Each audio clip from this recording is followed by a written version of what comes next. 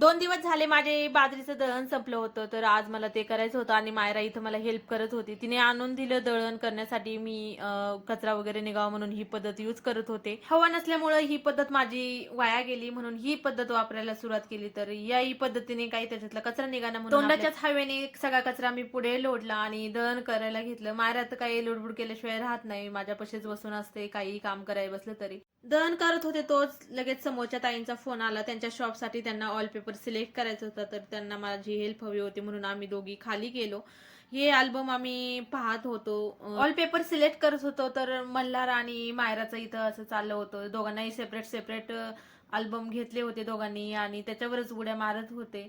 Wallpaper select करून घरी आले आणि घरातली बाकीची कामं जे होते ते उरकून घेतले आणि संध्याकाळी मला बनवायचे होते अंड्याची भाजी. तर भाकरी वगैरे मी बनवून घेतली होती आणि मसालाही काढून घेतलेला. तरी आहो आणि मायरा काही अंडे घेऊन आले नव्हते, तर अंडे आल्यावर उकडवून घेतले आणि दोघांना शिक्षा दिली. म्हटलं तुम्ही लेट केलं माझं स्वयंपाक करण्यासाठी म्हणून दोघांना असं बसवलं होतं. दोघांकडून मी अंडे सोलून घेतले आणि छान अशी अंड्याची भाजी बनवली. तोपर्यंत माझा मसालाही इकडे परतून झालेला होता.